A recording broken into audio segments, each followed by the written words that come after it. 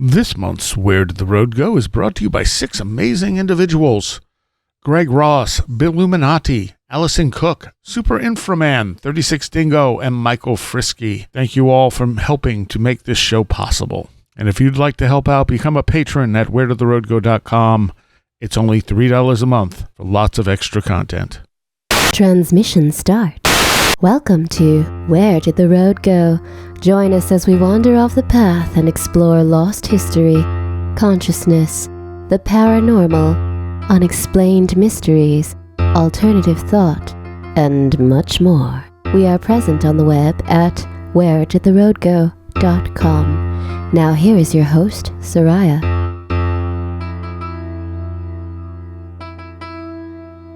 Welcome to this edition of Where Did the Road Go? And I am here tonight with Christopher Ernst. Hello, everybody. And Super Saxon Man. Hello, hello. Super Infra Saxon Man? Super. Any arrangement works pretty well. All right. Okay. Come on. Not driving this time. Not driving this time. So AP Strange doesn't have to worry about the blinker sounds in the background.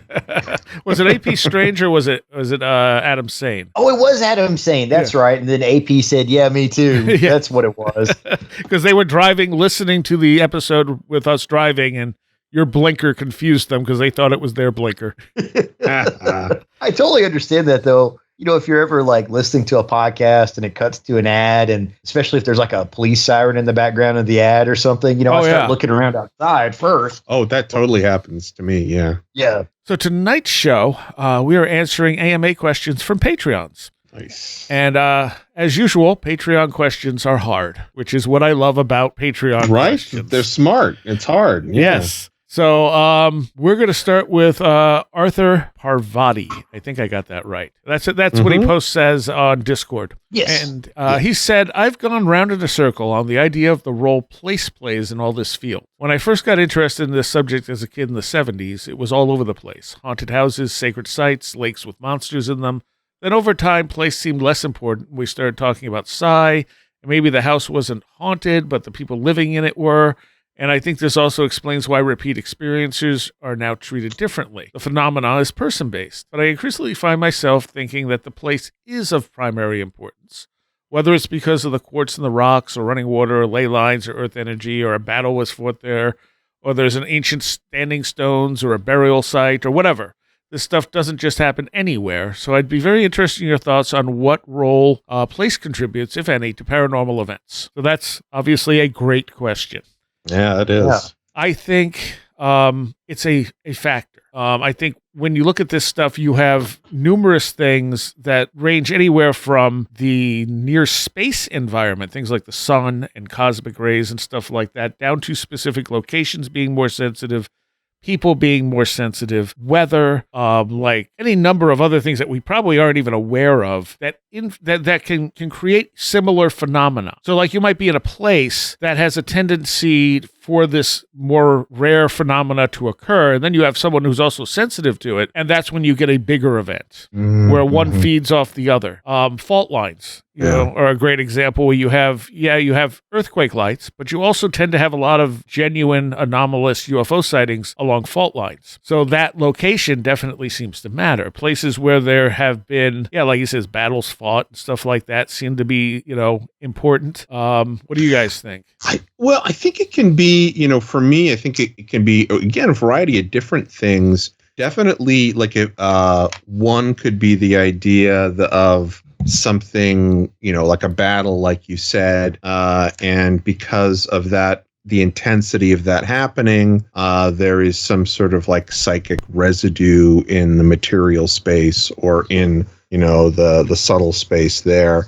And then it could be that there are some places like where there's something completely different that is like an earth energy or a ley line that creates, something special about that place. And I think the different experiences that people have at different places probably speak a little to that,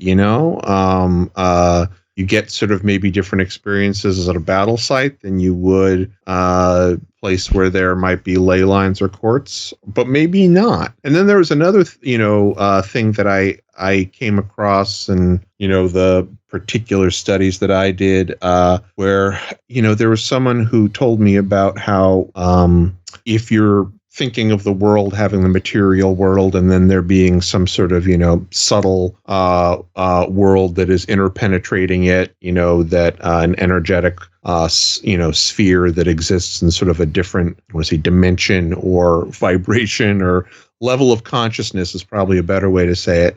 That there are some things that are analogous in that world to what we have in our material world, but not all of them. So it's kind of like, the upside down from Stranger Things, right? Where, there will be this sort of different version or analogous version or something in the other world that then is represented in ours. And I think that could be another, way of having there be these different like power spots or, I don't know, strange spots, but I think there's a variety of different reasons that might be behind them, some of which are more, energetic, some of which might be in a completely different plane of existence than we understand, some that might be physical.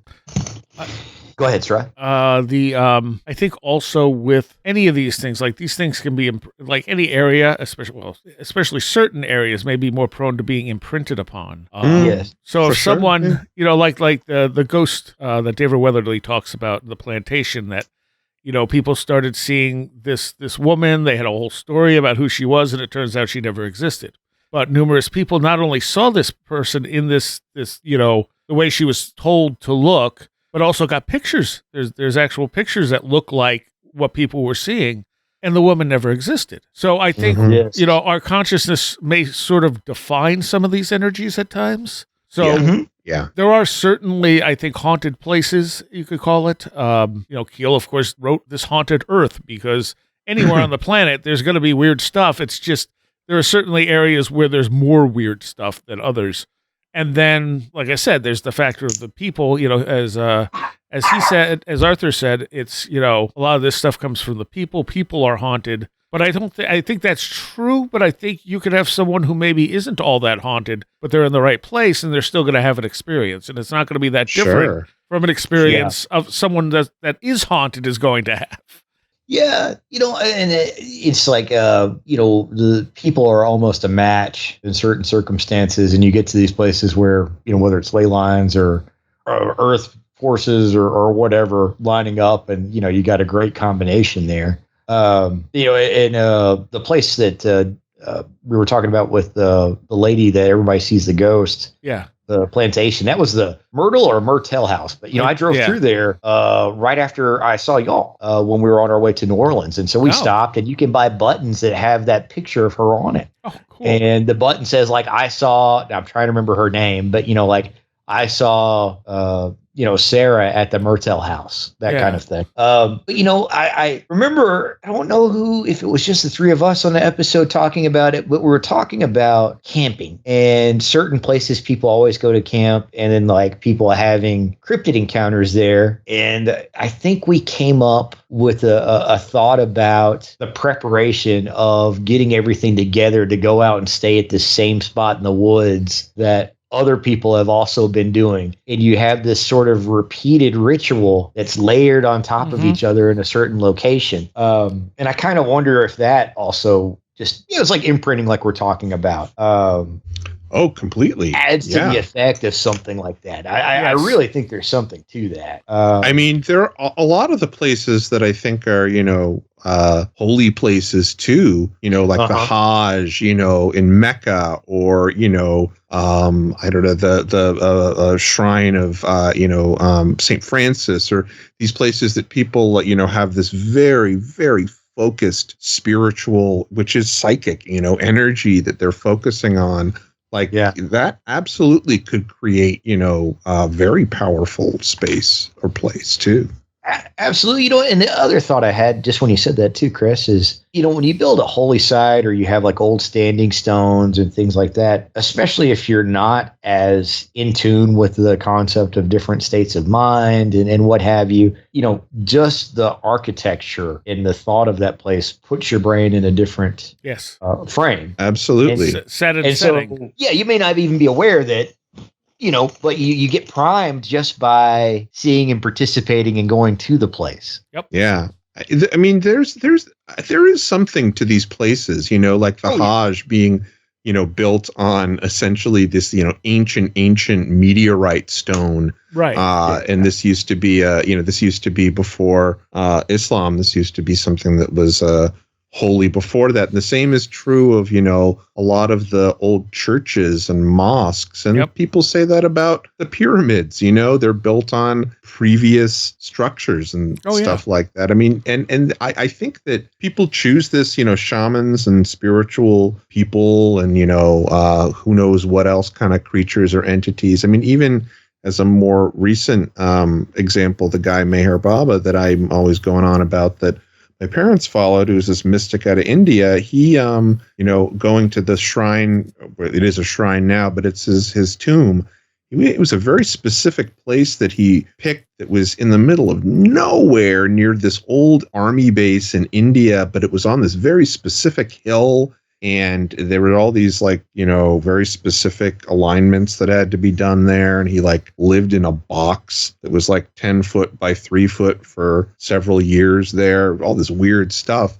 But it had to do very specifically with this place, and I think there have been a lot of, figures that we see from, mysticism and esoteric history that have had very distinct relationships with spaces. And I think that speaks a lot, to the fact that there's something going on there and some relationship that's co-creative, like you say, Soraya, between the person themselves and the space, And we talked on a previous Patreon segment about the role of solar activity in psi. Yeah. Mm-hmm. And so, I mean, that's also a factor in all this. What's the sun doing? Is there high solar activity, low solar activity, and how is that affecting what people are experiencing? So it's not, I don't think it's an, this or this type of thing. I think it's a, it's a whole group of things that can cause, like I said, similar effects. So somebody who's not sensitive to this stuff goes into a very powerful area, might have a single one-off experience in that area, but not continue it after that. Whereas someone who's haunted all the time maybe can just go anywhere and have experiences because they just happen all the time to them. Because they're putting out huge amounts of energy. Sure. I always have had a fascination with that. The idea of sort of, probably came from growing up in the 80s and reading a lot of Stephen King. Is this, what he would call the thinnies, which are these areas that are thin in between worlds. And, whenever I hear, I think it might have been on Conspiranormal, it might have been on another show, but I remember hearing a interview with this woman who was talking about a series of portals that exist, I think in the Pyrenees or something like that she was part of some, ancient esoteric initiation ritual where, the portal takes you somewhere. I'm a big fan of the portal aspect of weird geography. Yeah. Okay. So I mean that subject I think could be a show on its own. Oh my God, yeah. It's one of my favorite, one of my, which at some point, I've read it before on the show or talked about it, but one of my favorite anecdotes is from it's from a UFO journal in Canada, but it's this strange experience this guy had in a portal with these two weird, mystic sage looking guys in it and all this other strange stuff that he found in the wilderness of Canada. Good stuff. There's also the Bigfoot Hunter there that saw things coming out of the portal. Mm-hmm. The guy who was a flesh and blood Bigfoot guy, and it's the only experience like that he had. Yeah. I totally believe in there being Skinwalker Ranch type places, but maybe not Skinwalker Ranch itself. Right. Yeah. I think that place has been ruined for any useful information, unfortunately. Yeah. All right, next question. This one comes from James Lindsay. He says, "Hi, Soraya. I just want to start with thanking you for the show. It's helped me through a lot in the past few years. And it's one of the podcasts I can't wait to listen to during the week. So thank you for that too, James. That means a lot to me. Now on to my question. It may or may not be show-worthy. It's definitely show-worthy. Or paranormal related. But I wanted to ask you anyway. I know you lost your brother last year, and I just recently lost my brother back in February. He was 43 and I'm 39.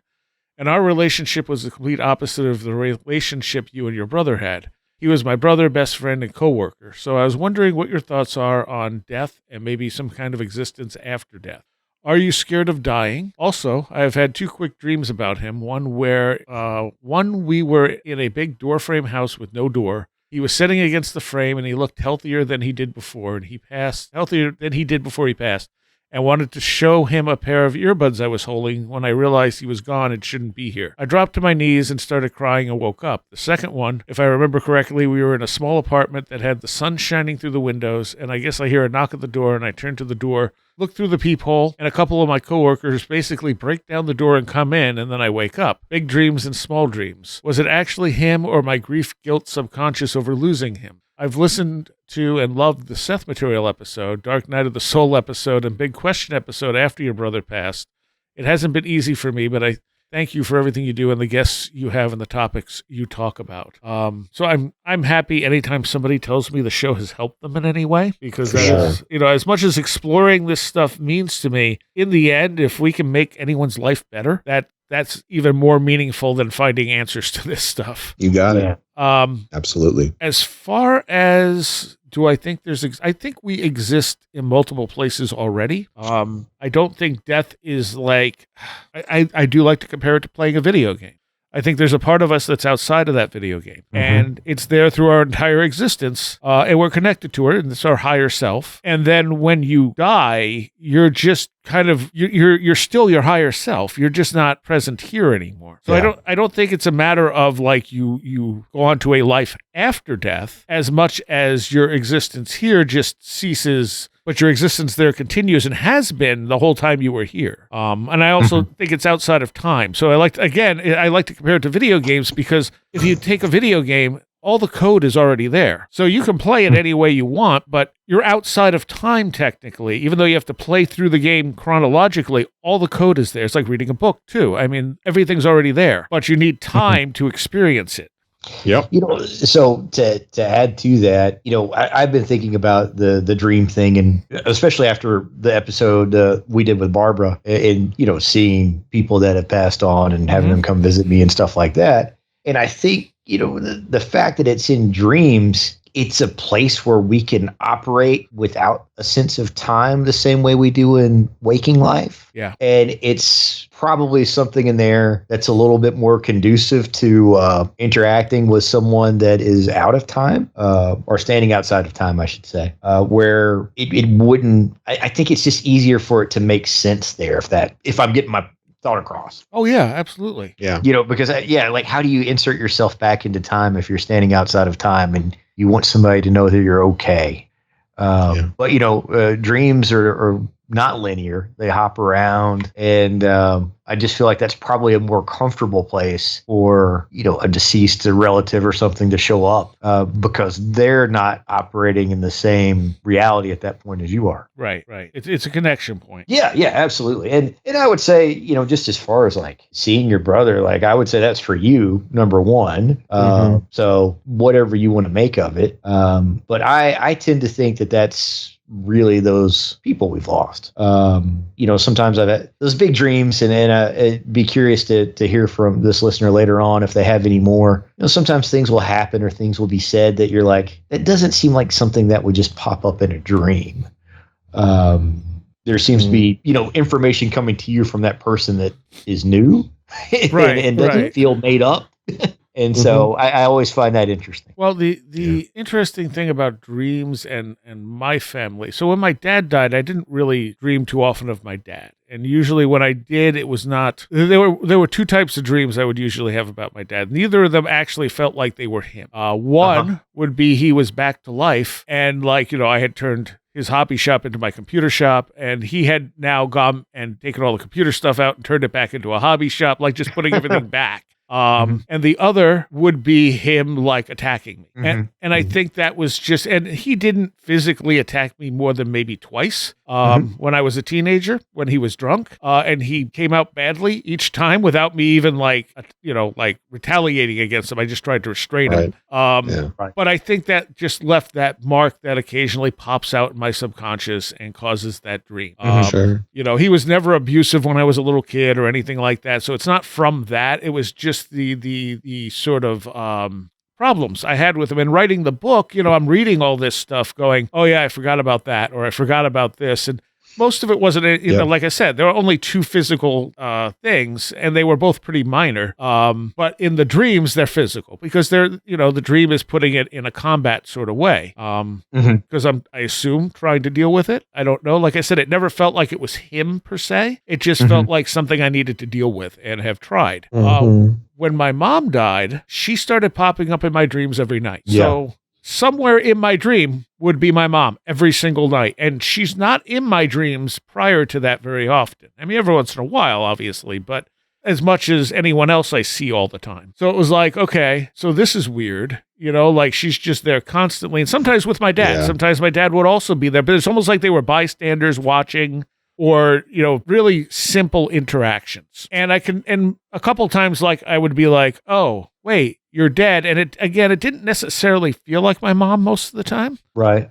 Sometimes it kind of did. And sometimes it definitely felt like I'm just dealing with a dream entity. But why is it happening every night? And then I had talked to my brother. And after my mom died, the same thing started happening to him, where he was dreaming of both of them every night. And I was like, okay, that's kind of interesting.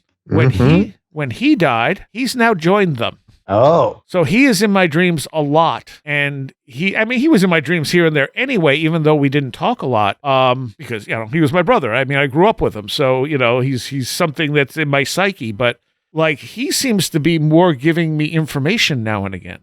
Oh, interesting. And like the last one was just a couple of nights ago. I had been at a concert recently, and this girl I knew was there, and she went from sober to almost falling down drunk in a matter of like minutes. Oh, wow. And I didn't really know her that well, and we were just kind of watching out for her and making sure she was okay and stuff. And I had this dream which was just kind of nonsense up to a certain point, and then my brother comes up and goes, somebody drugged her drink. Yeah. And then I thought about it and I went, man, she just kept leaving her drink and then like coming back to it. That's entirely possible. Wow. Yeah. Yeah. Because that would also explain the very sudden change from very sober to very drunk. Right. Absolutely. Yeah. And I mean, I don't know if it's true. There's no way I can find out, but it was just interesting because it stood out from the rest of the dream. Yeah. So like, was that him communicating it? Was it my brain going, hey, she kept putting her drink down. Someone could have dropped something in it, or what? Sure. Right. But I do think these things, I think when it's communication. I think you can feel it. Yes, absolutely. And I think it's entirely possible. I don't think anything truly dies. It just is done in this time frame for a bit. Yeah. Yeah. It's something that I struggle with a lot is the fact that I do have this like deeply ingrained from birth, the belief is ingrained from birth or, the beginning of cognizance that that reincarnation does, exist. Yeah. And, for me, it's tough because like everything that I've seen points to that. And there is something that is intuitive part of me that says, yeah, this is absolutely the case. But I'm always suspicious, of, I guess for me at least, something that I was raised to believe rather than having any actual proof. Though I will say, in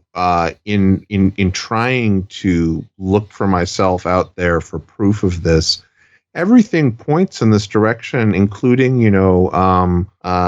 specific anecdotes from people that I met and a lot of really great literature that I've read from mystics and people that I believe do have some, esoteric knowledge.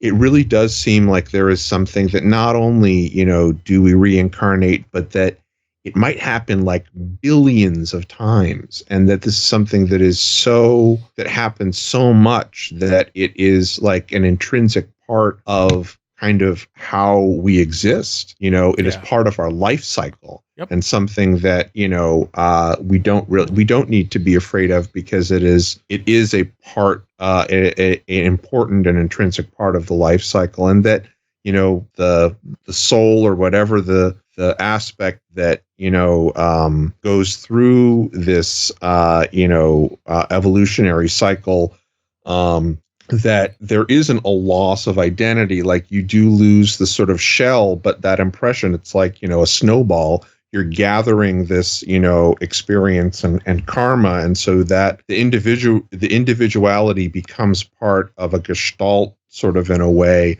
like a greater consciousness that exists, like Soraya said, at all times. Just when, I'm in my Chris body right now, the consciousness is focused in a very limited way to this experience.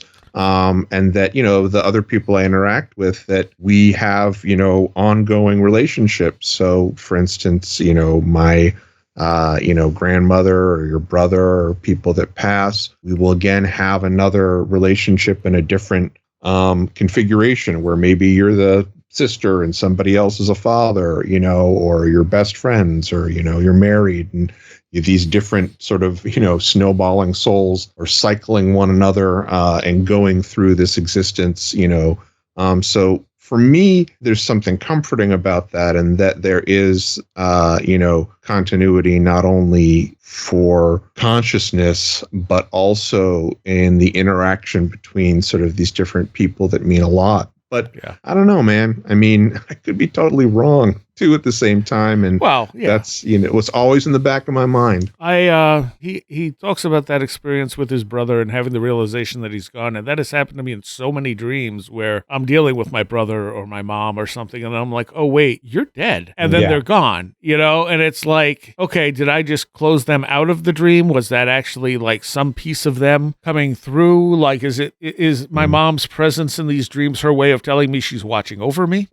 My brother giving me information, is that him again, still connecting with me, even though we didn't connect as much later in his life, because we didn't dislike each other in any way. It wasn't that. It was just, he created issues that made me kind of, annoyed with him. Sure. Yeah. Right. And he also says, are you scared of dying? And that's a complicated question, because the times I have almost died, I've basically just kind of resigned myself to, I'm about to die. And then I didn't, and went, I'm still alive. Yeah. Okay. Yeah. But like, there's no panic, there's no fear. It's just kind of like this resignation of, well, there's nothing I can do. But there are times where, you're laying alone at night in the dark, and it's kind of like, now suddenly I'm afraid of dying. That would suck. Or, you get something physically wrong with you, and you're like, what's that? Now I'm worried, like now I'm stressing out about it. And I don't know if that's really fear of death as much as me fear. I mean, I guess it is in a way, like when I had like heart palpitations at one point, it's like, what's this? What's going on? Like, that's scary, because I don't feel like I'm done here yet, But when faced, when I'm driving, 65 miles an hour down a road, and suddenly the car starts spinning and flips into midair, and I'm like, this is not good. I totally get that. And I think that, there's like a difference between that feeling. And I do think that means that, I don't know, for me at least, I always consider that as being, I'm less scared of death, and I'm more afraid of like getting really sick and having to deal with, all of that. Yeah. I would rather die quickly, like be great and then just die quickly than, we have so many things to extend people's life when they're sick. And at a certain point, it's kind of like, why are we doing this? And I think it's that fear of death. It's that idea that life is sacred, and yes, it is, but also death is a natural course of that life. Yeah, right. There was this psychic who was part of the sort of crew that my parents knew when I was growing up, and she spent a lot of time with the mystic Meher Baba and some other folks, and she was born in the early 1900s. Her name is Phyllis Frederick, and I think if you go on YouTube and you spell it with an F, Phyllis Frederick, you can see some of her talks, and she very specifically, she said she was psychic and had all of these, premonitions and things like that, interesting past life, experiences and dreams. But she also, said she had a pretty good knowledge of what happens directly after death, and she walks sort of through the different steps as she understands them. It's interesting, if people are interested in listening to it, you can find it on YouTube, and it's similar to sort of the bardo in the sense that there are these phases, but a lot of it that she talks about is that, you know, what people experience, and again, this is coming from her, take with you what you will, whether or not it's true, that a lot of it really is informed by what you think is going to happen. Yes. So if you are devoutly Christian, then you are going to have a Christian experience. Right. You know,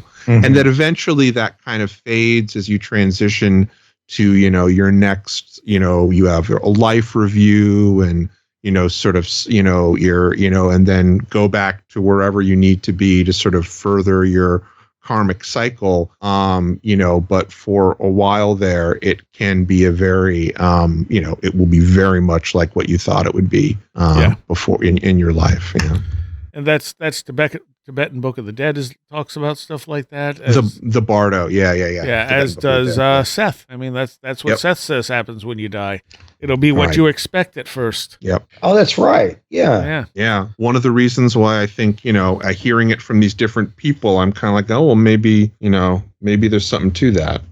Yeah, I definitely do not think that consciousness, that who we are ends when we die. I am fairly certain of that. I definitely lean toward the idea of reincarnation. I'm not entirely sure how I feel that works. I think the video game analogy is, I think that's a pretty good one. Yeah. And I also, you know, as trite as some people might say it is, I don't know, I think there is something that is pretty true about that, especially when you think about, like, you know, holographic universe and Michael Talbot and sort of the ways in which that might work with our known physics, you know? Yeah. All right. Next question from David Wood. Have you come up with any conclusions or patterns on your research into blue light? No. Not even slightly. Natalie actually took this up and started collecting information on blue light experiences. Oh, cool. But I also think she kind of just was like, okay, I have data, but I don't really know what it means. When I had Brennan on in the last show, we were talking about a bunch of his blue light experiences, which he didn't realize there were so many of, because a lot of his experiences, like he had the flashes, like the photography type flashes, and they'd be blue lights. And at some point in his book, he points out that green light is really common in experiences, and blue and green are actually very similar. It was funny because after having the conversation with him, I was looking at something that said, oh, ancient people didn't actually see the color blue. Well, it's not so much they didn't see the color blue, they just conflated blue and green as the same color because they're kind of shades of one another. Right. Isn't that the whole Greek thing when they would refer to the sea as wine dark? Yep. And they're like, where's the blue sea? Right. Yeah. Right. Yeah. So there's that. I mean, there's also obviously the fact that ultraviolet light, you know, is in the blue spectrum. But the interesting thing about blue is it's a very unnatural color. You do not see blue in nature almost at all. Not like pure blue. Because, you know, you'll get, like, say, blueberries, but they're a very dark blue. There is one butterfly that actually is blue. The morpho. Yeah. Right? Yeah, and it's one of the only things in nature that is blue, which is very strange. There's definitely something odd about blue. It's not a normal color. As I will always bring in the yogic tradition, there's this thing called the blue pearl, which is it's associated a lot with it's associated with the crown chakra, the Nila Bindu, which is the point in the crown chakra, the seat of consciousness. But it also, people, you know, in sort of new aginess have conflated it with the pineal gland.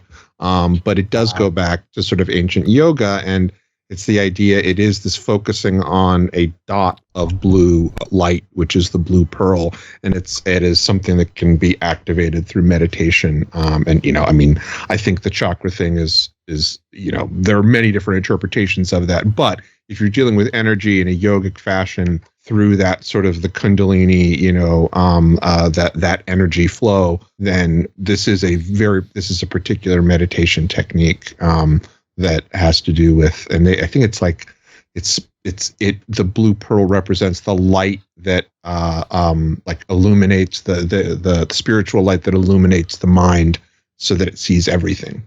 Interesting. Oh, yeah. The second part of his question was, and if you were to delve into discovering ways of working with your Kundalini energy and the phenomena at your home, have you or would you consult a psychic or shaman? No. But I did have Lorna, who is a psychic, walk the property and get impressions of it. I've had other people do that, and a lot of people come up with there's certain areas on the property they come up with the same conclusions. As far as the Kundalini energy, I mean, I'm not sure how I would conflate the two necessarily. Mm-hmm. I think that they are naturally kind of conflated. It's probably why the property is as active as it is in part. But a lot of people who call themselves psychics or shamans immediately kind of draw red flags for me.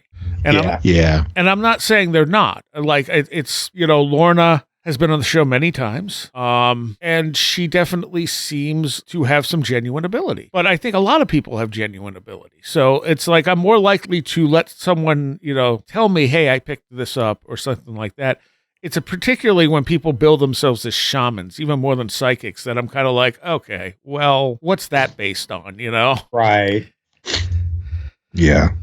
In this day and age, I would probably steer clear of anybody calling themselves a shaman, and particularly if they pronounce it shaman. Shaman, oh my gosh. And especially if they want a lot of money to help you.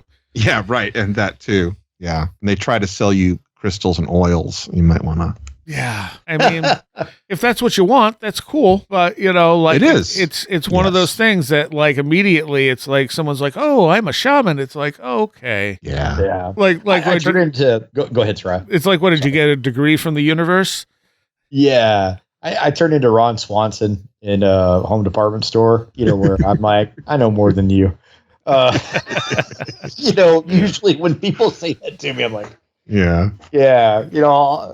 There's not too far from my house is a magic shop, and it's full of crystals. And I've been in there once or twice and talked to the lady that owns it, and I'm just kind of like, you do you.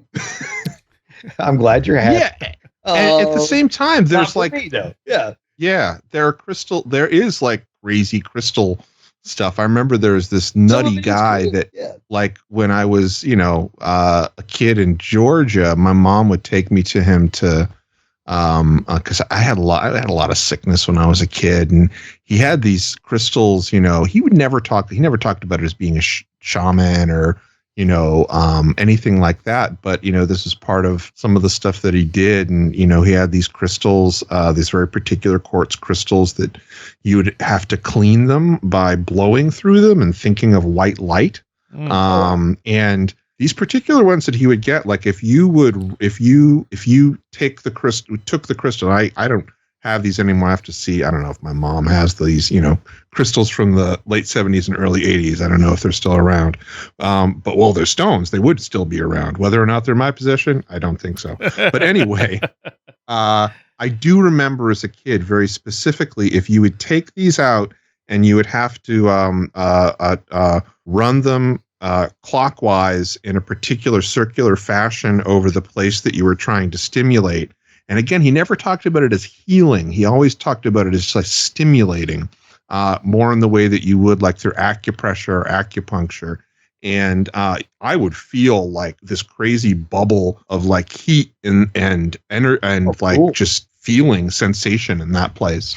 Yeah. I'm sure crystals can be used as conveyors of energy. I mean, yeah. That's not an outrageous idea. It's just that it became such a new age sort of thing. All these things, it's like it's corrupted, and there's this truth, but it's surrounded by like late capitalism. And I gotta clarify too, because that was my response to the magic shop person here, because it was so new agey. Oh yeah, but like crystals are cool. And I certainly believe they could be energy sources and things like that too. But it was just sort of like yeah, sure. Yeah. Well, there's the crystal that Jeff Ritzman got sent. Yeah. That brought on that whole weird experience, and he ended up chucking it out in the yard and putting it in like his rocket. He's like, that's not staying in the house. Yeah. And he had said to me, he's like, if you come visit, do you want to put the crystal to your head? I'm like, yeah. Like, why would I not want to put the crystal to my head, Of course. Yeah. But I mean, he didn't believe in that stuff. So that's why he put the crystal to his head. And then he had a pretty intense experience afterwards that his wife also, experienced. So that's one of those things where it's like, yeah, I mean, there is something there. It's just been turned into such nonsense. And even the term psychic, it's not that I don't believe that some people are more psychic than others, because that's certainly the case. Just like some people can see more colors than others, or have a better sense of smell. I mean, it's another facility of our senses, but the term psychic has just become such a toxic, overused, easily misunderstood term. Yes. That it's like, can we come up with a better word that isn't been so corrupted? And shamans, I mean, shamans actually are the name of the practitioners. Very specific, yeah. Yeah, in Russia. Yep, like northern Russia and Siberia. Yes. Yeah. Yeah. And now it's just been taken to mean anyone who's like a medicine man or any kind of spiritual practitioner is now a shaman. And it's like, but that's not okay. I mean, yeah, that's not, and it's the same way that people, and again, I mean, I guess I am giving some offense, but many people call themselves yogis, like, I don't know. I've met a couple of real yogis or what I would consider real yogis. And what's happening, in the United States, even if you're really, really good at doing your asanas, it's very different than what being a yogi actually is. And there's nothing even necessarily very special about that. It's just, like yoga is not only ancient, but the asanas are only one part of it. Like the physical stuff is there so that you can essentially get your body to a place where it will be fit and malleable and aligned enough so that you can do,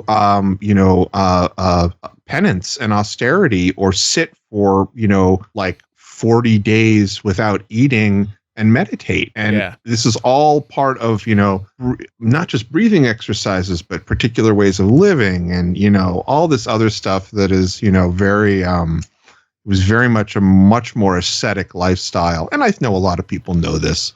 And it's really, you're just talking again about the same thing, which is the commodification and capitalization of a particular thing. But, it happens to everything. That's unfortunately true. Yeah. Okay, so Soraya Fan 90 wants to know, I'm interested in hearing what you and your guests' top Where Did the Road Go episodes are. Man, that is such a hard question. Oh my gosh. I mean, because there's well over 1,000 shows. And I mean, there's only been a handful I really didn't like, where I was like, wow, this guest really disappointed me, or really wasn't particularly talkative or interesting. I don't know. It's a really hard question for me to narrow down. So many. I mean, as somebody who was a listener for a long time, kind of since you started, there are a couple of Jeff Ritzman ones, and I think in particular the one where he discussed with you the experiences that he had, which I think you were trying to get out of him for a while. That one sticks in my head. Well, the first time I talked to him, we did 3 parts. Yeah. Because we recorded for over 6 hours. Well, we didn't record, we talked for over 6 hours.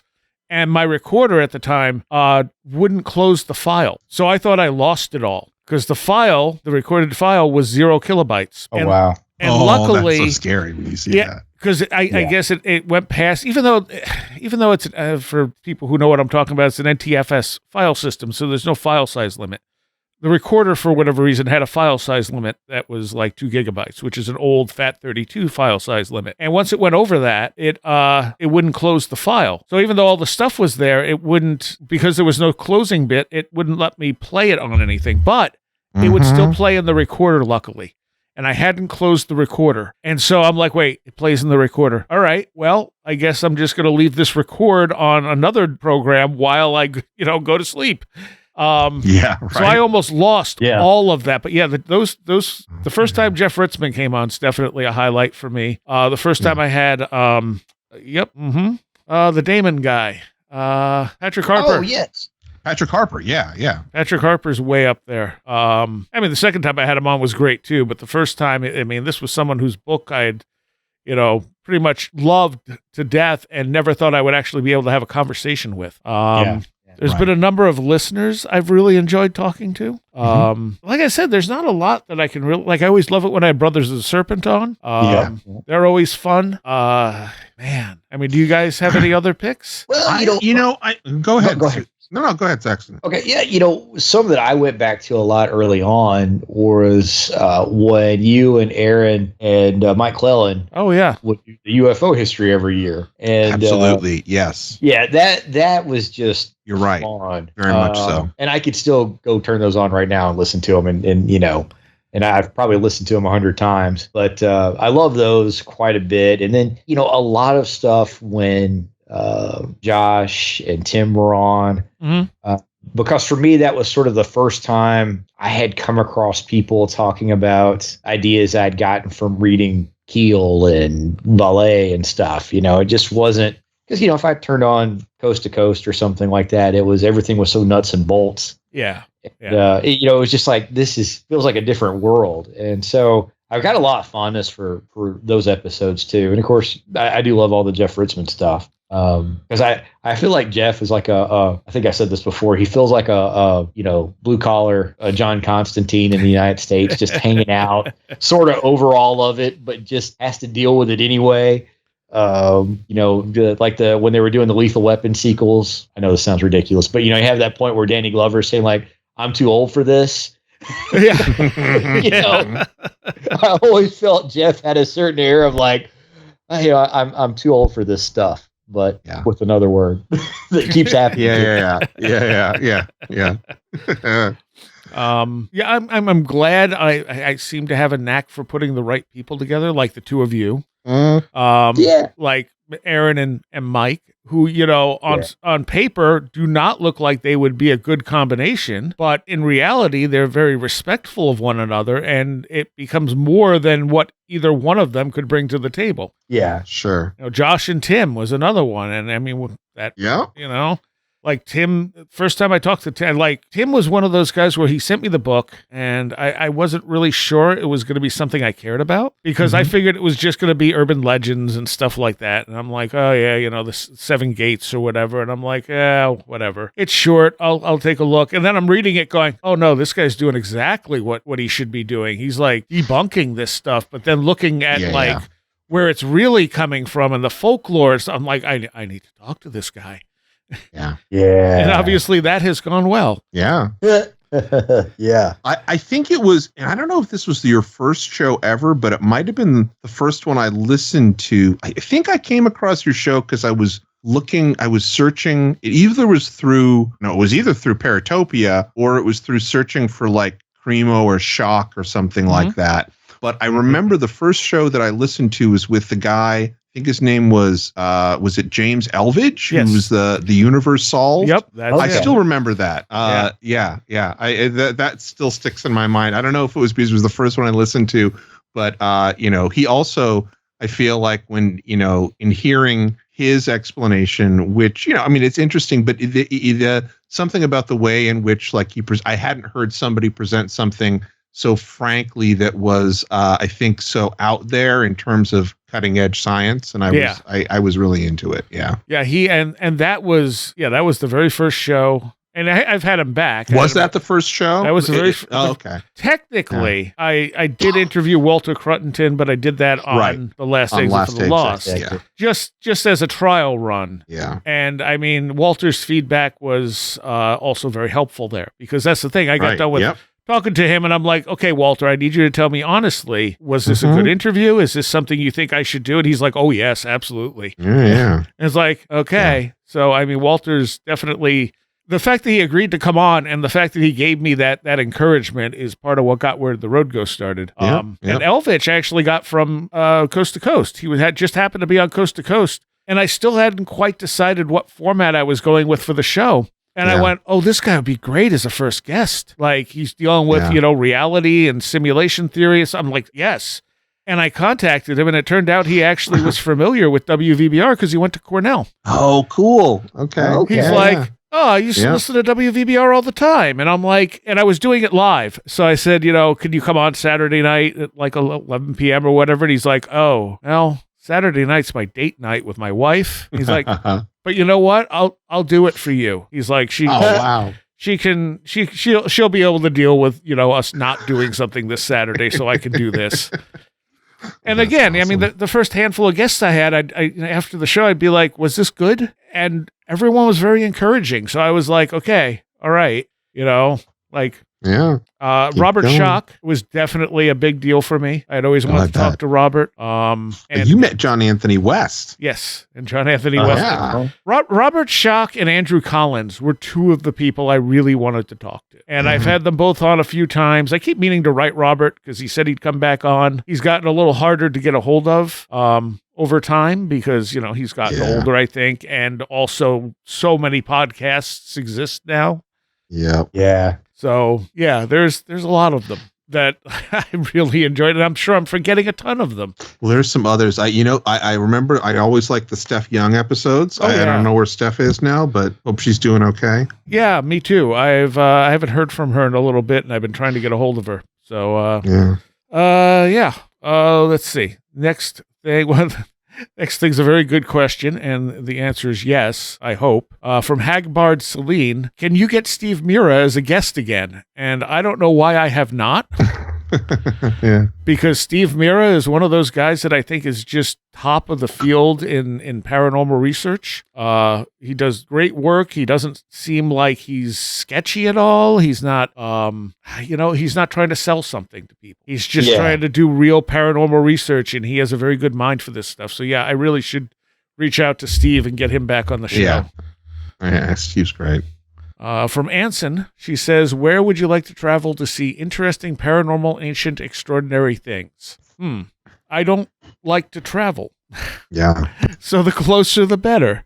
If I could teleport, on the other hand, I'd love to see any of the ancient sites, anything from the pyramids to, stuff in South America or Central America. But I don't really want to travel to them.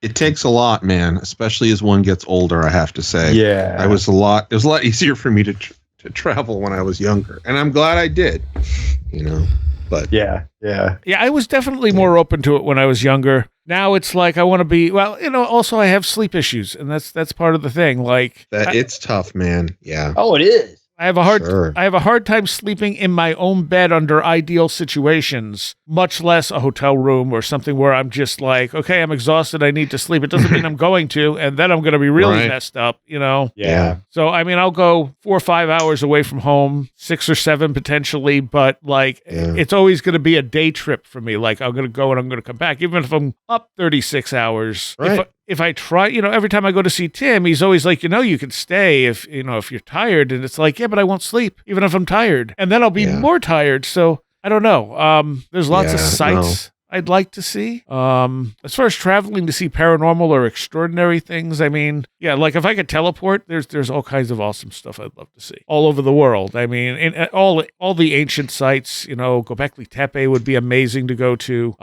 Egypt would be amazing to go to. What about you guys? Mm-hmm.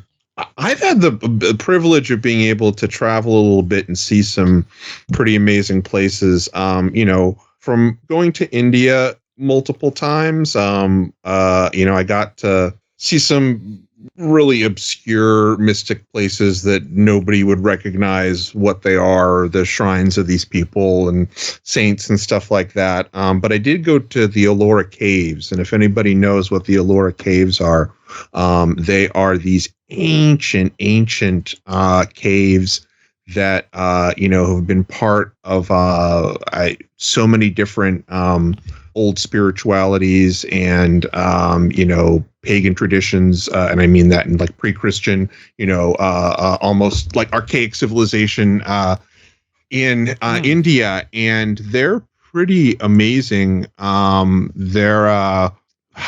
don't know how to describe them. They you have basically Hindu, Buddhist, and Jain worship caves, and they're like cut out of this like basalt, and it's all like monolithic, just amazing stuff, and it goes back like 4,000 years or more, and they're not sure. So people have been like meditating and doing magic essentially in a lot of these places for thousands of years, and that was a pretty amazing experience to see that.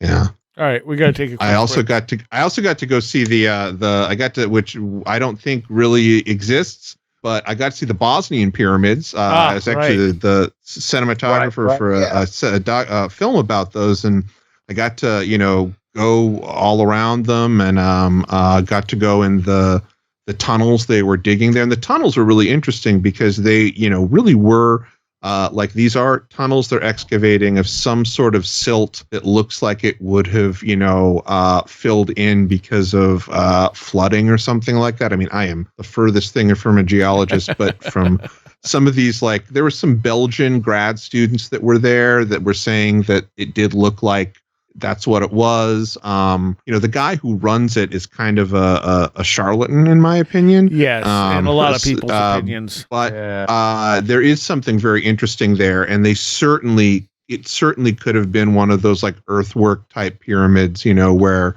they're essentially taking a hill and they're shaping it, and there are tunnels involved there. And yeah, it was really interesting though.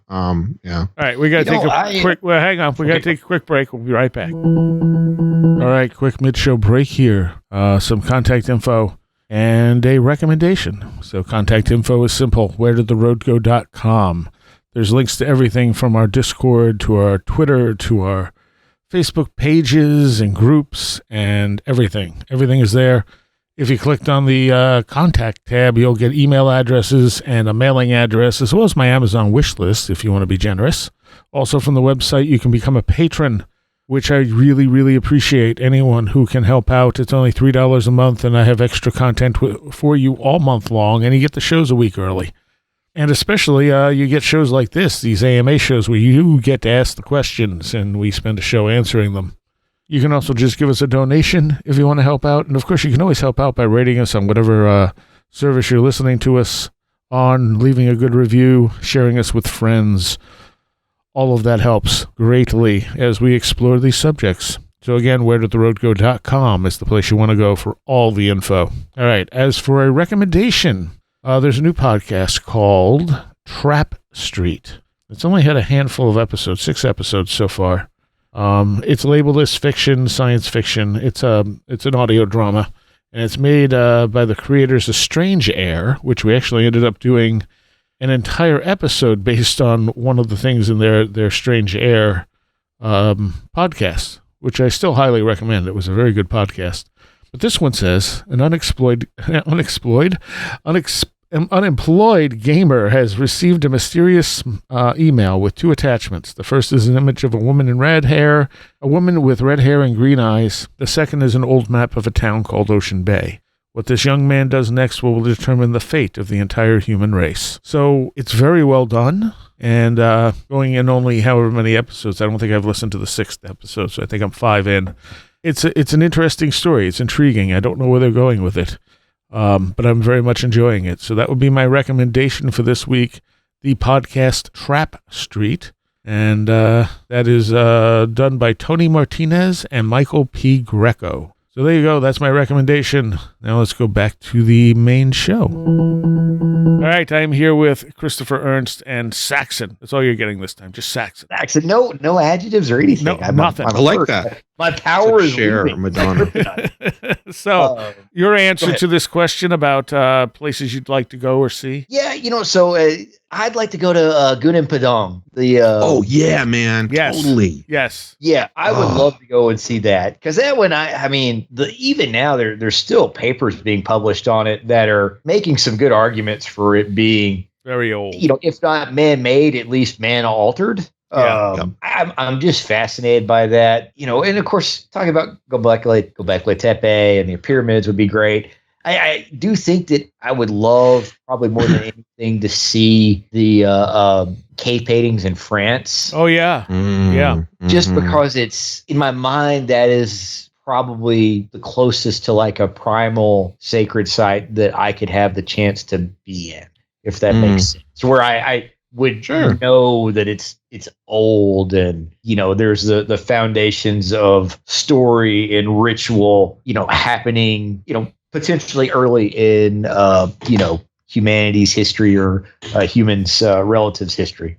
Yeah. And those are very interesting because they definitely look like shamanic paintings. They look like someone who's on some kind of an altered state. Right. What else is interesting is that in the Seth material, those caves were just being discovered at the same time that Seth was talking about something very similar. Mm-hmm. And he was saying that it was that these ancient cultures could use sound and they were able to see things differently than we do. Yep. Huh. And so, at the same time, these caves were opening up, and these caves were like nothing else, and they almost look like they're missing a dimension, like there's more there than we can actually see. Right. Chervaux, that's the name of it, I believe. Yes, that's it. Uh-huh. Yep. So, I mean, that's really interesting. I just posted a thing just as when we're recording this on the 30th of April. Hey, it's Walpurgis night.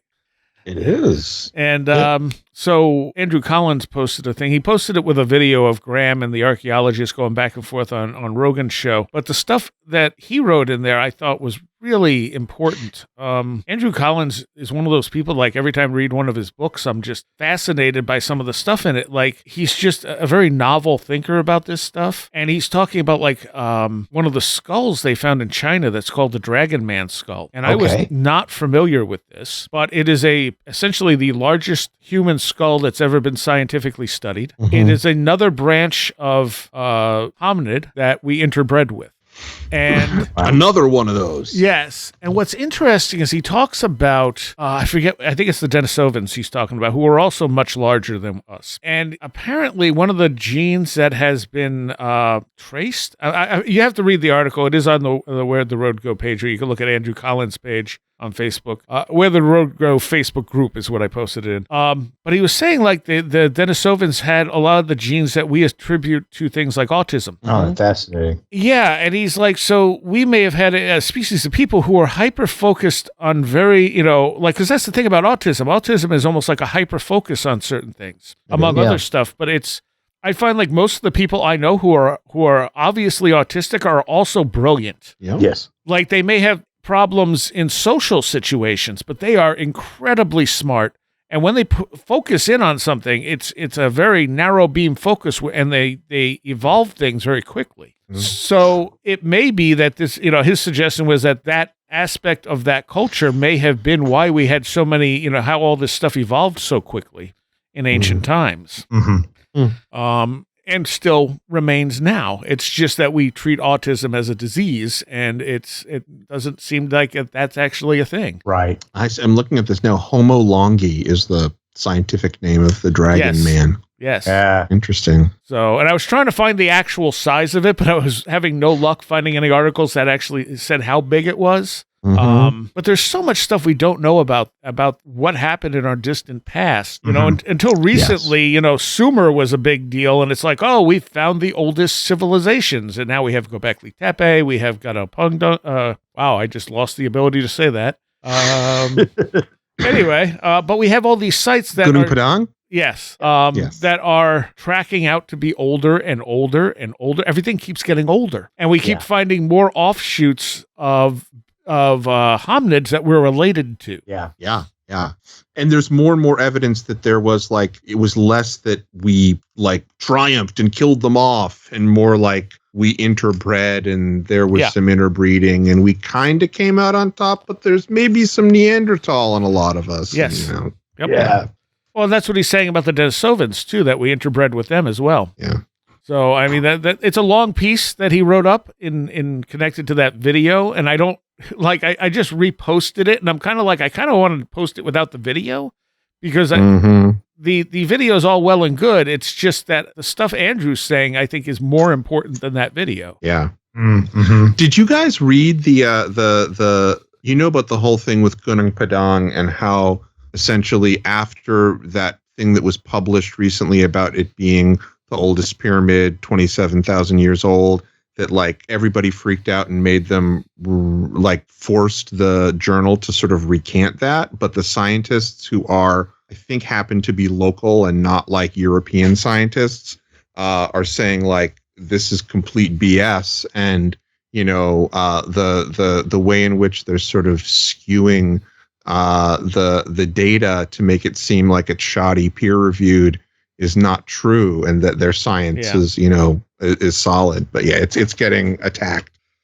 I saw a little of that, Chris. I hadn't kept up with it much, but I saw where they, you know, made a lot of efforts to get the initial journal retracted, and but you know, it's the information seems to be standing well on its own. Mm-hmm. I think it does, yeah. Which is good, you know, and it doesn't like this is going to sound silly because we talk about this all the time, but like it feels like it's solid enough that it's been hard to push it out of the way completely. Yeah. And I think that's a good sign. Yeah, I think so too. So I pulled up the thing Andrew wrote, and one of his points is whether or not Atlantis, Moor, or indeed Lemuria ever existed as landmasses hosting high civilizations does not matter anymore. We don't need them. We have enough information to build a new and far more relevant picture of our lost past. I believe we have to let go of these sacred cows that have stilted our understanding of the roots of civilization for over 150 years. Yeah. Wow. That's very good. And I mean, so they talks about the Dragon Man, and he says, why were the Denisovans so innovative? The answer is that they possess two genes that were passed on to our own ancestors, which are known to trigger autism, and thus, in some individuals, savant-like capabilities. It could then be that the Denisovan mindset was almost certainly very different to ours. They were certainly creators and innovators, something passed on to the earliest modern humans, to reach places like Siberia, Mongolia, and China, as the Neanderthals of Western and Central Eurasia did not have the same genes, or certainly they have not been found in their genomes so far. Mm. So, yeah, it's, like I said, it's a long piece he wrote, but it's well worth reading. I always like that he has sort of an alternative to the alternative people. Yeah. And that's one of the reasons I wanted to talk to him so badly when I started the show. And he came on right away. Also, he's also a big Fields of the Nephilim fan, which didn't hurt. That helps. It's actually what got me to buy his first book. I saw it in Borders, when Borders was still a thing. And it wasn't his first book, but the first book I bought from him was From the Ashes of Angels. And looking at it, I couldn't tell if this was a book about lost civilizations or actual angels. Like, and I'm kind of going, do I want this? I don't know. And I'm looking at the art going, this art is really like the style. There's something about it that's really familiar. And I looked at the beginning of the book, and the woman's name is Faith. And she did all the artwork for Fields of the Nephilim. Oh, there you go. And I went, oh, it's the same artist. And then in the next line, he thanks Carl McCoy in Fields of the Nephilim. And I'm like, all right, I got to buy this book. Yeah. You know? Yeah. That's obviously a sign. All right. Next question from Glitched Puppet, who is Papaya on Discord. He says, are you looking forward to anything in particular? And are there particular kinds of experiences you want to have yourself? You seem pretty open to whatever kinds of experiences come your way and a bit go with the flow, often, which made me wonder if there have been certain things you've always wanted to experience but haven't yet. This doesn't have to be paranormal either. I think it's just nice to know what kinds of things people hold in mind as experiences they're interested in, although obviously paranormal is interesting. And he says he's a longtime listener, like 10 years now, and really enjoying the show still. Thanks for doing what you do. Well, thank you. Ash is his name. Am I looking forward to anything in particular? I mean, I don't think so. Like, I don't plan things out very far. My life is like this ever-changing path that I do just kind of go with the flow. You know, there's usually a concert or two that I'm looking forward to, or having a band in studio. I'm looking forward to anything weird that comes my way paranormal wise. I mean, I'm always so skeptical. It's like, okay, well, that was a thing. I mean, I've talked about this before, and Jeremy Vaney's the only other person that's had this experience that I'm aware of, where you close your eyes and it feels like someone's shining a light on you. And for a long time, I couldn't find anyone who had the experience, and I figured it's just something neurological, you know, like your brain is seeing, you know, you're closing your eyes and it seems like, oh, well, it's doing something that's giving you the impression of light. But it only happens when I'm laying in bed. Like, it doesn't happen if I just, like, if I'm in a dark room or something and close my eyes, I'm not going to see this. It doesn't happen all the time. But it distinctly feels like there's a light being shown on me, and I will open my eyes and everything will be pitch black. And I'll be like, what? And so this has happened for years. And it just recently took a new turn. The other day, I'm laying there trying to get to sleep, and I feel the light. And the thing is, I didn't notice the light effect. except all of a sudden it felt like someone flipped a switch and everything got dark, and then flipped it again, and there was a light shining on me, and I went, wait, what? And I opened my eyes and everything was pitch black, and I'm like, okay, that was new. Oh. Like it's never turned off and on before. Interesting. And that was a whole night of weird things happening. That was probably the thing that stood out most to me. But like just lots of tones that I couldn't tell if they were coming from in or outside of my head, which can be related to Kundalini stuff. I don't even remember everything. I definitely heard voices at one point. And was like, I thought maybe my sound guy and his girlfriend had gotten here because it was just before I was getting up. Sometimes they get here early when we have bands. And I'm thinking, well, maybe it's them yelling outside or something. But not only was he not here at that time, but when he did show up, he didn't have his girlfriend with him. So I was like, oh, so what were those voices then? You know? Because I definitely was hearing something.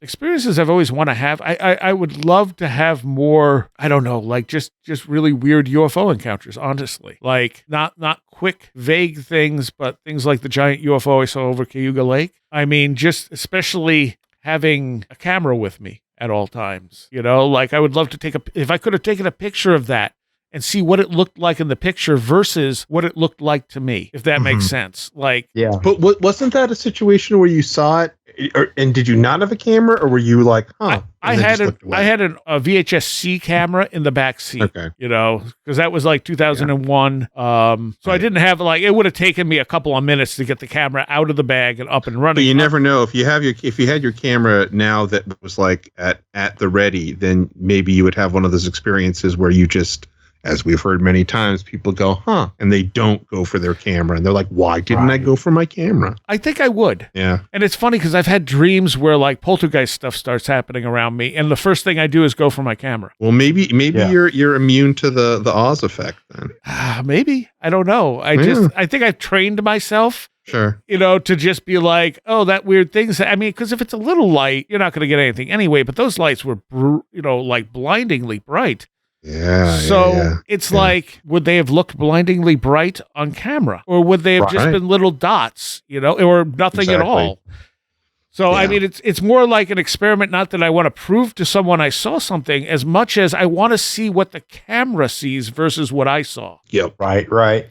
And we've talked about things like that where, you'll see something, or somebody will have an experience where they see something and they take the photo, and the photo, it looks like a tiny little object off in the distance, and what they saw looked like some kind of giant thing. It's interesting how that works. And that's the thing. Like, I think that's part of, like, we're interpreting part of what we're actually experiencing.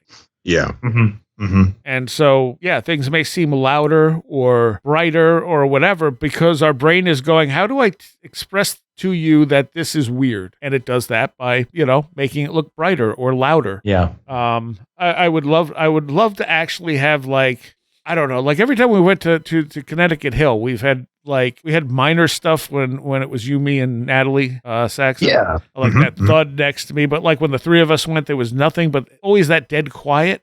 Like I'd like something to happen there. Yeah. Sure. Yeah. Like something more significant, just like I don't care if it's a rock being thrown at us. I mean, we were trying doing wood knocks, getting wood knocks back would have been interesting. My friend saw that whole road full of owls. Yeah, that would be cool. Oh, that's right. I'm down for that. Right. Yep. That would terrify me in like the coolest way possible. What about you guys? Huh. Anything you're looking forward to experiencing? I just want to have telekinesis. Huh? Go ahead, Chris. Telekinesis would be good. Telekinesis. Yes. That would also be cool. I watched, Star Wars came out when I as I was being bored and coming of age and all that. Like Luke Skywalker was my hero before I understood what my dad's name was. I just thought Dad was his name. I think we all try to move things with the Force now and again. Oh, we do. And so, I mean, I realize that's about like saying Cheese Whiz is my favorite cheese, but if I could move something with my mind, it would be excellent. Agreed. Yeah.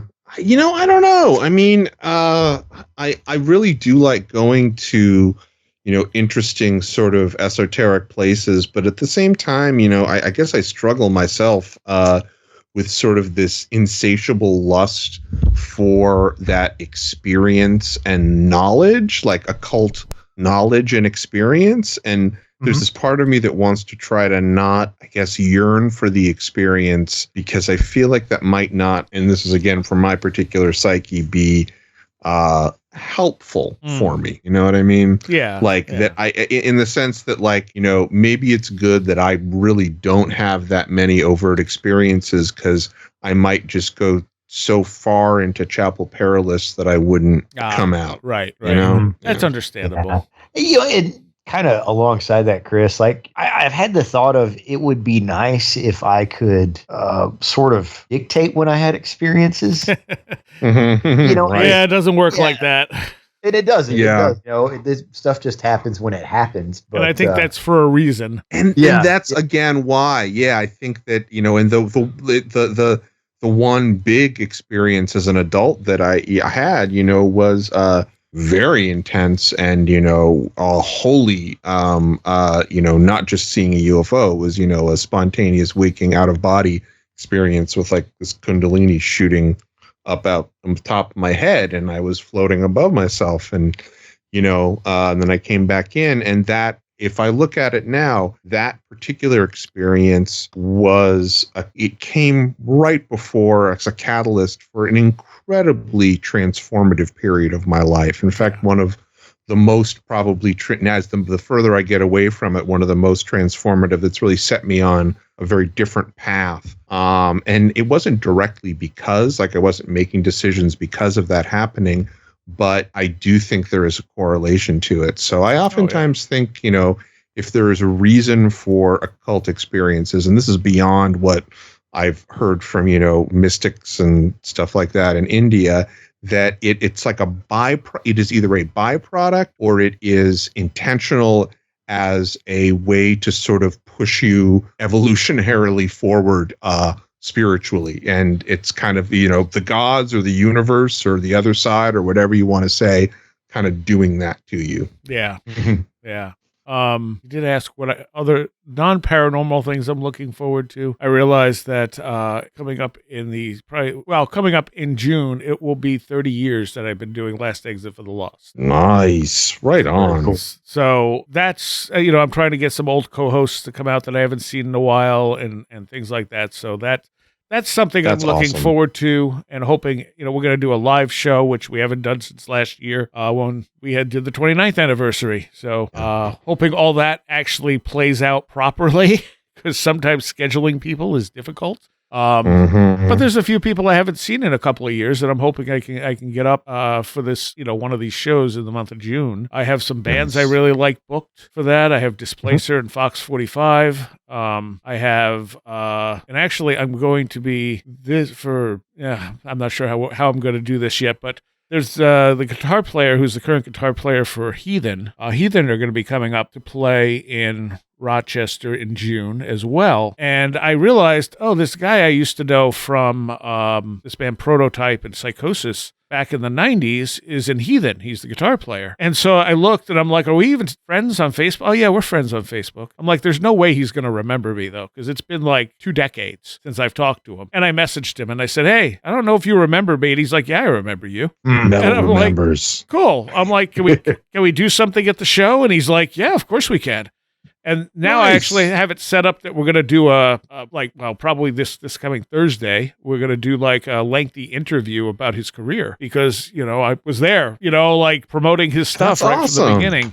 So I'm looking forward to that, because, you know, that's going to be a really interesting. He was in Exodus as a live guitar player. Oh, wow. He's works for Nuclear Blast. He actually worked for Activision too at one point. So it's going to be an interesting conversation. I'm sure he has tons. He's done guest parts on something like 20 different band stuff. So yeah, that's something I'm looking forward to. He's probably got tons of stories from like Bay Area. Yeah, but he's not from the Bay Area. That's the thing. And really? He lives in like Missouri or something, and I think he was from like Boston area initially, because I think that's where Prototype was from. I thought Heathen was from Heathen San Francisco. They're part of the Bay Area thrash bands, second wave of Bay Area thrash bands, along with bands like Violence. Right. He's only been in Heathen in the modern incarnation of them. Got it. Okay, so, I see. You know, he's for the last few records, which have all been great. I mean, they're really good records. But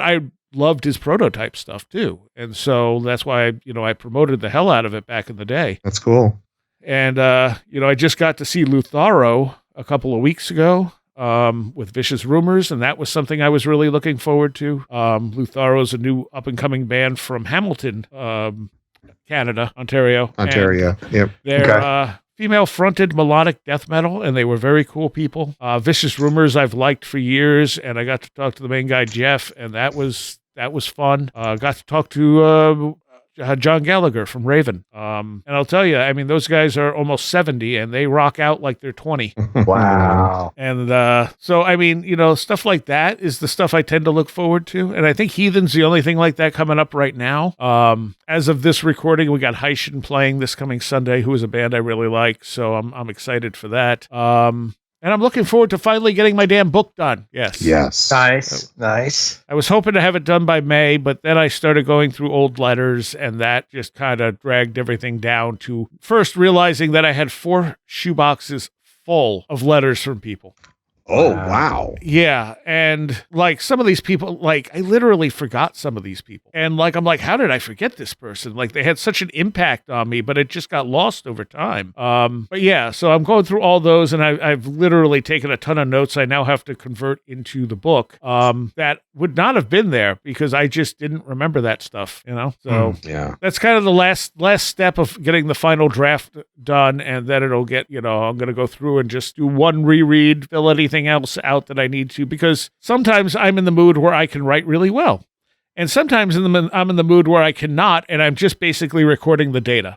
Yeah. So I'll go back and be like, I'll go back and be like, well, that part's fine. And then I'll get to a next part and be like, and this is where I just pretty much copied data because I had no artistic feeling when I was writing, copying it into the book. So I got to fill it out a little bit. Well, I was going to say the stuff that I read from the chapters that you gave to me to read, a couple of years ago now, were great. And it was really like scintillating reading, I hope I everyone liked reading it beyond absolutely. the content. It was written in an interesting way. Yeah. So get ready. It'll be fun, people. It will hope. Yeah, absolutely. I could say confidently it should be out this year. Right. Hopefully sooner rather than later. But the thing about going through the letters too is that it dredges up a lot of stuff, a lot of it's good. A lot of it's good, but it's also that I lost touch with so many people that I'm like, I wonder what happened to this person. I wish I didn't lose touch with them, that type of stuff. It's emotional. Sure. Yeah. Well, you got to get it before the next apocalypse. We just came through our last one. Nothing happened. Just had an eclipse. So. All right. Oh gosh. Oh, there was some protons out of place, and we bumped into another timeline. Yeah, that's it. Oh, that's what it is. We just keep on shifting timelines. Every time the apocalypse comes, we jump a timeline. Exactly. That's how you live forever. Yeah. All right. We're out of time. So, Chris, where can people find you? Well, you can go to Bright Rectangle, and that'll give you links to any and all of the stuff that I have done that's out there. BrightRectangle.com. .com, yes. Right. And Saxon? You can find me on Instagram under Super Inframan, and I lurk around the Discord quite a bit too. All right. In here. Thank you, guys. Thank you. Oh, thank you, Strat.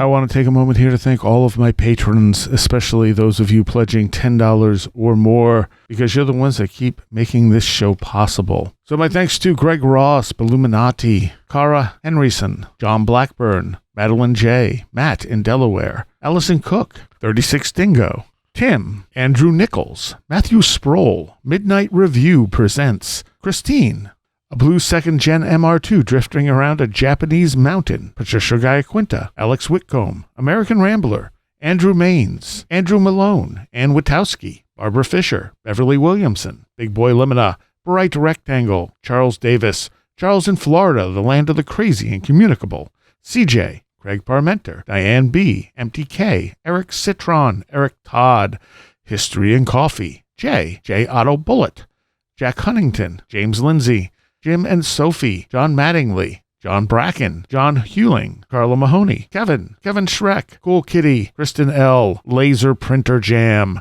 Lauren McLean, Rachel Wahlberg, Corey Nelson, Linda, Linz Jackson K., MJ Armstrong, Mark Brady, Mr. Weird, Oli Andre Olar, Paul Jeffries, Perry Peters, Philosopher of Mirrors, Riker and Stark, Roland Belstadt, Ron Dupre, Sam Sharon, Sarah Horgan, Schmooples, Devourer of Mortal Souls, Stacy Sherwood, Stevie Norman, Strange Stories with the Seeker and Skeptic Podcast, Tactical Therapist, Taylor Bell, the Esoteric Book Club Podcast, Thunderboy, Tyler Glimstead, Valerosh K, Victoria, Vincent Treewell, Will Gebhard, Will Powell, Ren Collier, Annabelle Smith, Caroline Walker, TDT Skunkworks, Colin Karras, and Craig Sagastumi. Thank you all so very, very much.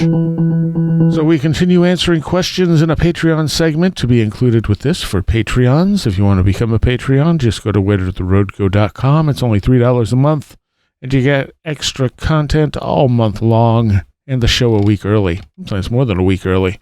I did want to thank a new patron, Chris Pantelli. Thank you for joining up. And the Patreon is now set that if you will only be charged on the day you sign up. You're not going to be recharged at the end of the month like it was before. They finally fixed those options around so I could do that. So you're not double paying if you subscribe near the end of the month. And I really like the fact that they finally fixed that. I didn't like the way they had it before. This way makes a lot more sense. So if you were hesitant to become a patron, you'll only be charged once, and then won't get charged again until that time next month. And there's always very interesting Patreon content. And you get shows like this where the patrons actually wrote the questions. See you next time. You have been listening to Where Did the Road Go? This show is made possible in part from our Patreons, and we thank you and everyone listening for helping us continue this exploration of the strange. You can always find everything Where Did the Road Go related at www.wheredidtheroadgo.com. And thank you so much for your support.